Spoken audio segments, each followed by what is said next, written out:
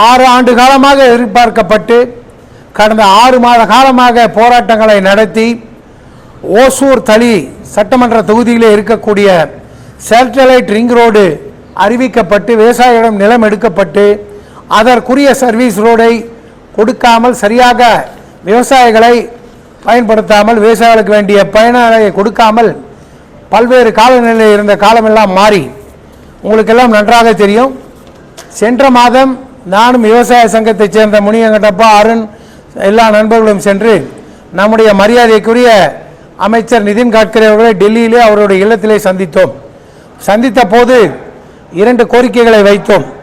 எங்களுடைய பகுதியிலே நீங்கள் SCRR ரோடு 200 கிலோமீட்டர் 44 கிலோமீட்டர் எங்கள் பகுதியில் வருகிறது. அதற்கு மிக மிக சந்தோஷம். ஆனால் அதிலே வருத்தத்தக்க சங்கதி என்னவென்று சொன்னால் விவசாயிகளுடைய நிலத்திற்கு அவர்கள் சென்று வருவதற்கு அவர்களுடைய விளைபொருளை மார்க்கெட்டுக்கு எடுத்து சென்று வருவதற்கு இங்கே அந்த பக்கம் எதிர்பக்கம் இருக்கக்கூடிய நிலங்களை கூட சென்று அடைவதற்கு சர்வீஸ் ரோடு சேவை சாலை இல்லாமல் இந்த விவசாயிகளை உங்களுடைய அதிகாரிகள் பெங்களூரில் உட்கார்ந்து கொண்டு ஏமாற்றிக் கொண்டிருக்கிறார்கள். மாவட்ட நிர்வாகம் இதை கண்டு கொள்ளவில்லை. ஆனால் இன்றைக்கு விவசாயிகள் கொதித்தெழுந்து இந்த சாலையினுடைய பணிகளை நிறுத்தி அங்கே சேவை சாலையை உண்டாக்கி கொடுக்க வேண்டும், 44 கிலோமீட்டருக்கு உரிய சேவை சாலை கொடுக்க வேண்டும் என்று குரலை எழுப்பி இங்கே வந்திருக்கிறோம் என்று சொன்னோம். அவர் சொல்லும் போதே சொன்னார், ஏற்கனவே 10.58 11 கிலோமீட்டருக்கு நான் ஏற்கனவே ஆர்டர் வழங்கி இருக்கின்றேன். மீதம் இந்தியாவிலே எங்கேயுமே இந்த ரிங் ரோடுக்கு தேவையான சேவை சாலையை கொடுக்கவில்லை. இருந்தாலும் இங்கே நீங்கள் வந்திருக்கிறீர்கள்.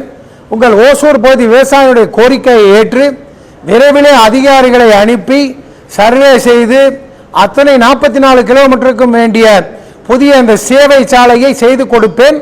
அது போலவே அப்பர் பாஸ் அண்டர் பாஸ் எங்கெல்லாம் மக்களுக்கு தேவைப்படுகிறதோ அதை செய்து கொடுப்பேன் என்ற உறுதியை நம்முடைய முனியங்கட்டப்பன் தலைமையில் வந்த விவசாய குழுவுடன் தெளிவாக தெரிவித்தார்கள். அதில் நம்ம அருண் அழகா பொக்கே கொடுத்து அவருக்கே உரிய பாணியில் பெரிய போட்டோ அடிச்சிட்டார். செய்தியில் சொல். ஆக விவசாய சங்கத்தினர் வேண்டுகோளை ஏற்று மத்திய அரசாங்க மிக சிறப்பானதொரு ஆணையை பிறப்பித்து அது இன்றைக்கு உங்கள் மத்தியிலே இன்றைக்கு விநியோகப்பட்டிருக்கிறது. 18ஆம் தேதி நெடுஞ்சாலைத்துறைக்கு சென்னை. இப்போ இன்னொரு விஷயம் என்னன்னா, இந்த பெங்களூரில் இருந்த NHAIனுடைய அதிகாரிகள் இதுவரை இவர்களை ஏமாற்றியதன் காரணமாக என்னுடனே அவர்கள் பல்வேறு நேரங்களே கருத்துகளை எதிர்த்து பேசினார்கள். நான் சொன்னேன், எங்களுடைய விவசாயிகளுக்கு எதிராக எந்த அதிகாரிகள் செயல்பட்டாலும் ஒன்று நீங்கள் மாற்றப்படுவீர்கள், இல்லை என்றால் வேறு இடத்துக்கு நாங்கள் ப்ராஜெக்டை மாற்றுவோம்னு சொன்னேன். அதை போலவே மத்திய அமைச்சர் அவர்கள் பெங்களூரில் இருந்து இந்த விவசாயத்துறைக்கு வேண்டிய அந்த SCRR சர்வீஸ் ரோடு ஃபைலை சென்னை ROக்கு மாற்றி 15 நாள் ஆகிவிட்டது. இந்த 15 நாளிலே அதிகாரிகள் வந்து சென்று பார்த்து டெல்லியில் இருக்கக்கூடிய NHAI சேர்மேன் அவர்களிடத்திலே சொன்னார்கள், இந்த 44 கிலோமீட்டருக்கு நாம் சர்வீஸ் சாலை போடுவதற்கு எந்த இடைஞ்சலும் இல்லை, விவசாயிகள் கோரிக்கை ஏற்றுக்கொண்டு போட்டு தருவோம் என்ற அதிகாரிகள் சொன்னதை ஏற்றுக்கொண்டு மத்திய நிதின் கட்கரி அவர்கள் அமைச்சர்கள் இன்றைக்கு அந்த ஆணையை பிறப்பித்து உங்கள் மத்தியிலே கொடுக்கப்பட்டிருக்கிறது. இது நம்முடைய விவசாயிகளுக்கு கிடைத்த மிகப்பெரிய வெற்றி. இந்தியாவிலே எங்கேயும் இது போன்ற காரியங்கள் நிகழ்ந்ததாக இல்லை.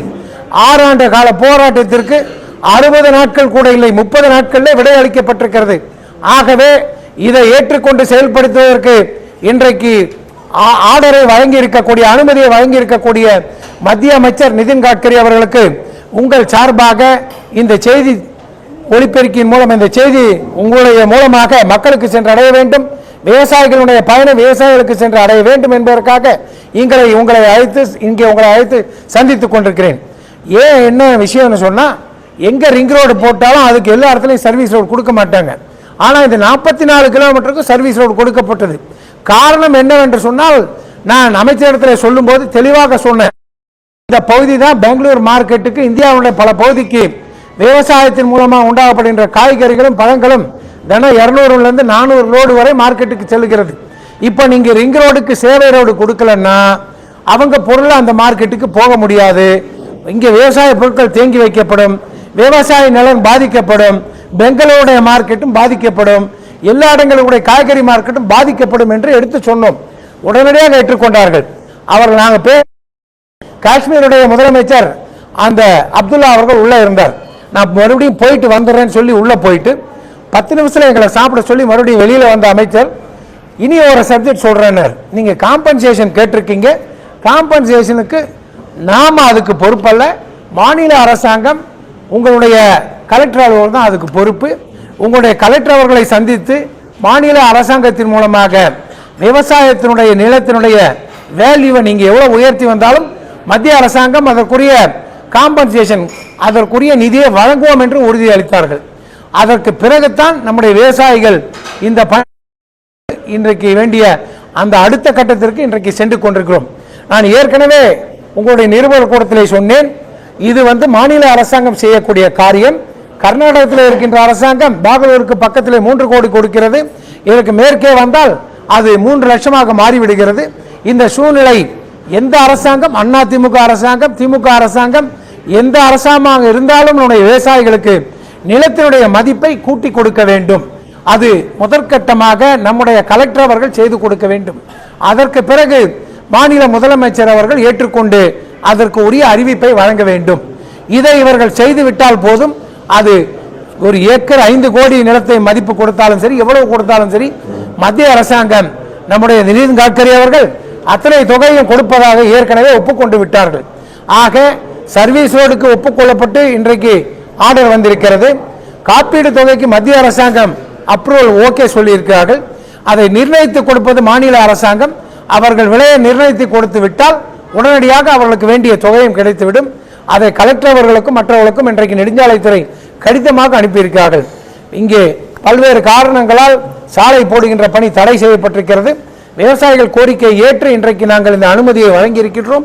விரைவிலே புதிய ஒப்பந்தங்களை கோரி இந்த 44 கிலோமீட்டருக்கு 2 பக்கத்திலும் சர்வீஸ் சாலைகள் அமைத்து கொடுப்போம் என்ற உறுதி கொடுக்கப்பட்ட பிறகு இன்றைக்கு விவசாயிகள் அவருடைய நன்மையும் எடுத்துக்கொண்டு இந்த பகுதியினுடைய வளர்ச்சியும் அவருடைய கருத்தில் ஏற்றுக்கொண்டு சாலை அமைக்கின்ற பணியை தடையில்லாமல் செய்து கொடுக்க வேண்டும் என்று இந்த மாவட்ட ஆட்சியருக்கு மத்திய அரசாங்கம் இன்றைக்கு கடிதம் அனுப்பியிருக்கிறது.